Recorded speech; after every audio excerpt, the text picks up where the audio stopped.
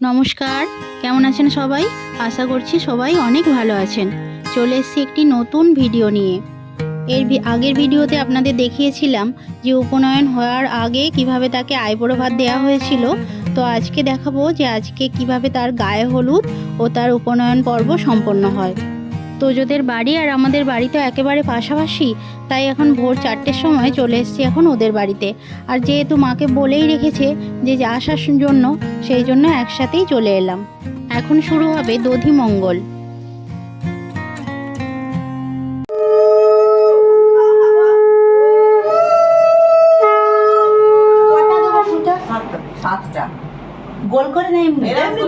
আর এই দধি মঙ্গলের জন্য প্রথমেই আমার শাশুড়ি মা এসে দই আর চিড়েটা মেখে নিয়েছে। বরণ ডালা দিদিরা প্রস্তুত করেই রেখেছিল, আর তার সাথে ওকে পরিয়ে দিচ্ছে নতুন কাপড় আর নতুন গামছা। এবার একটি দেওয়ালের মধ্যে যেই ঘরটাতে ও থাকবে, সেই ঘরটাতে দেওয়ালের একটি নির্দিষ্ট জায়গায় দিয়ে দেয়া হচ্ছে ফোঁটা। এই ফোঁটা দেয়া হয় বিজোড়ভাবে, হয় 3টি, নয়তোবা 7টি, নয়তোবা 11টি। আর ফোঁটাগুলি দেয়া হয় হলুদ, সিঁদুর, কাজল, দই আর চন্দনের। এর মধ্যে হলুদের ফোঁটাটি আগে দেয়া হয়, তারপর ধীরে ধীরে একটার পর একটা আর একটা করে দেয়া হয়।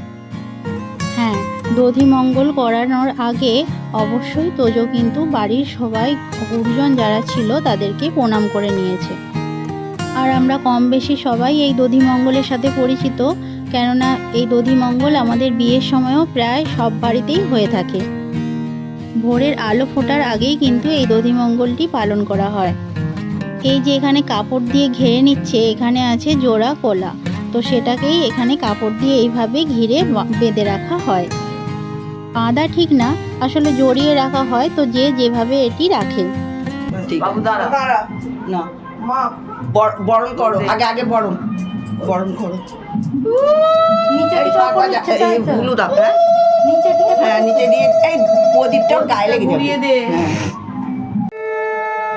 এরপর ওকে বরণ ডালা দিয়ে বরণ করে নেওয়া হয় 5 বার, তারপর শ্রী দিয়ে বরণ করা হয়। এরপর ওর মাপ করে একটি সুতো নিয়ে সেই সুতোটিতে একটু তেল হলুদ লাগিয়ে সুতোটির মধ্যে একটু দূর্বা বেঁধে দিয়ে ওর হাতে বেঁধে দিতে হয়। যখন 3 দিন ও একটি রুমে থাকার পর ও যখন বের হয় সেই রুম থেকে, বা বের করা হয় ওকে, তখন ওই সুতোটি আবার খুলে দেয়া হয়। এখন চলছে বরণ পর্ব ও সুতো বাঁধার কাজ।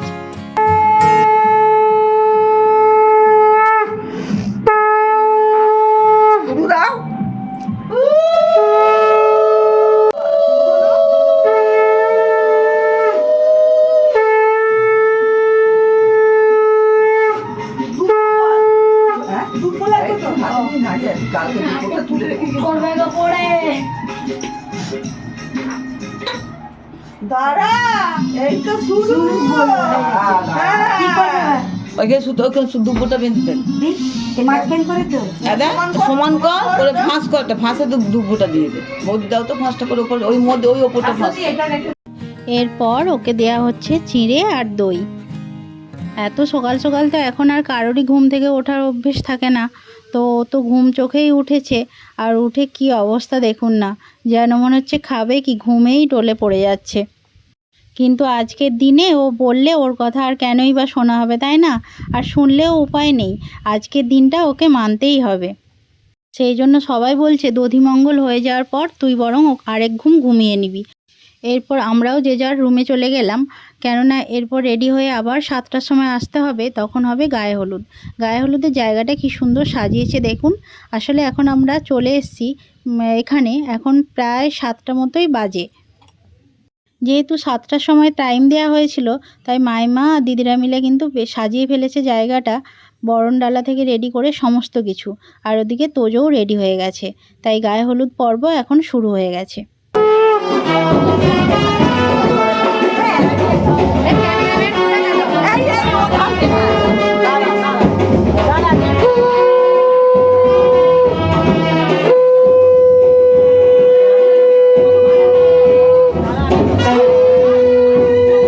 গায়ে হলুদের সময় যে সমস্ত নিয়মকানুন আছে সেগুলো মাইমা আর দিদি মিলে করে নিচ্ছে।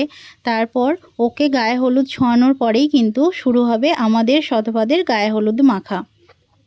দাদা বসেছে, দাদার পাশে কিন্তু নিতবর হিসেবে সাম্যও বসেছে। আর দেখুন কেমন সুন্দর করে একটু ছোট্ট করে জায়গা করে নিয়েছে ওর নিজের মতো। তো দাদা ভাইয়ের সাথে এতটাই মারপিট হয় সব সময় যে ওই সিটে বসেও মারপিট হচ্ছে, কে কাকে বসতে দেবে আর কে কাকে দেবে না। চলুন, এদিকে তোজোকে হলুদ ছোঁয়ানো হয়ে গেছে আর আমরাও এখন সবাই একে অপরকে হলুদ ছুঁয়ে নিচ্ছি।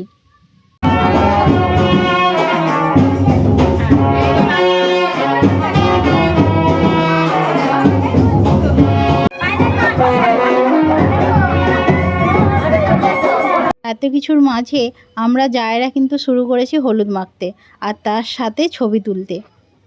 আজকের দিনে যার পৈতে হয় তার মায়ের থাকে চরম ব্যস্ততা, তো তারই মাঝে যখন একটু ফাঁক করে সেও আনন্দ করে তখন বেশ ভালো লাগে সেই দিনটা।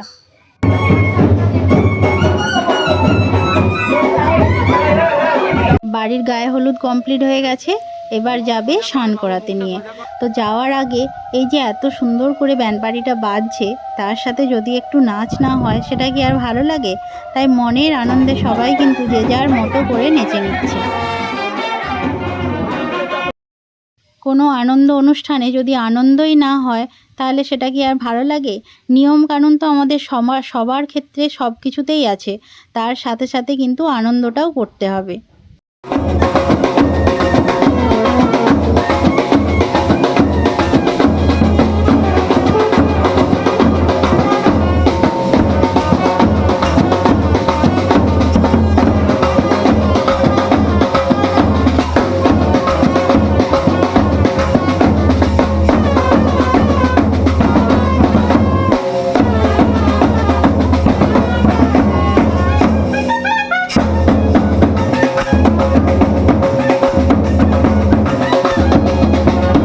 বড়দের নাচ তো আছেই, তার সাথে সমানভাবে তালে তাল মিলিয়ে নাচছে যার পৈতে সে আর তার ভাই।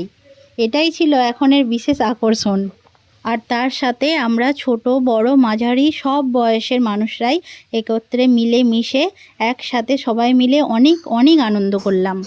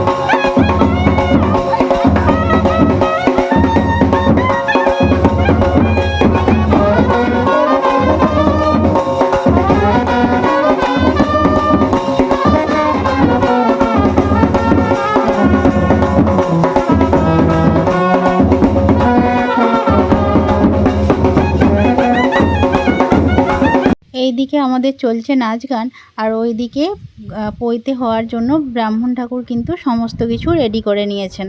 সেইগুলোই বাড়ির বড়রা একটু দেখে নিচ্ছেন যে ঠিকঠাক নিয়মকানুন মেনে সমস্ত কিছু হচ্ছে।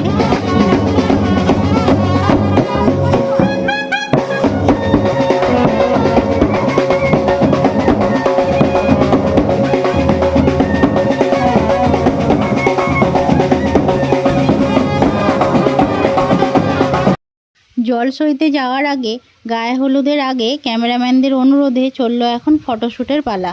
তাই রাস্তার বাড়ি থেকে কিছুটা দূরে রাস্তার এক সাইডে নিয়ে এসছে ফটোশ্যুট করতে। আর এখানে এখন চলছে তোজোর ফটোশ্যুট। সঙ্গে আছে তোজোর দিদি অর্থাৎ তোজের পিস্তিত দিদি, আর আছে নিতবর অর্থাৎ সাম্য আর আমি, আর একজন আছে ওর দিদির বান্ধবী। কিন্তু বোঝা যাচ্ছে না যে ক্যামেরাম্যানের কথা শুনে ও পোজ দিচ্ছে না ওর কথা শুনে ক্যামেরাম্যান পোজ নিচ্ছে।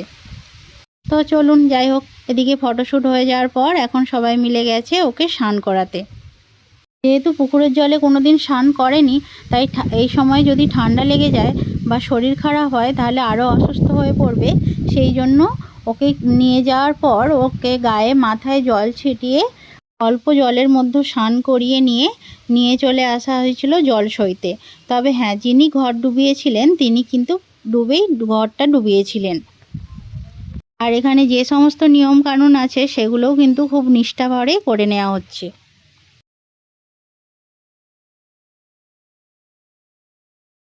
এরপর আরও 5টি জায়গায় জল সইয়ে নিয়ে তারপর বাড়িতে গিয়ে ওকে যেখানে গায়ে হলুদ দেওয়া হয়েছিল সেইখানেই কিন্তু স্নান করিয়ে নেওয়া হয়। এরপর কিভাবে ওর উপনয়ন সম্পন্ন হয় সেটি আমি আপনাদের পরের ব্লগে বলবো। তো আজকের মতো এই ব্লগটি এখানেই শেষ করছি। আবার দেখা হবে পরের একটি ব্লগে। ততদিন আপনারা সবাই সুস্থ থাকবেন, ভালো থাকবেন ও সচেতন থাকবেন। সেই সাথে নিজেরও খেয়াল রাখবেন। নমস্কার।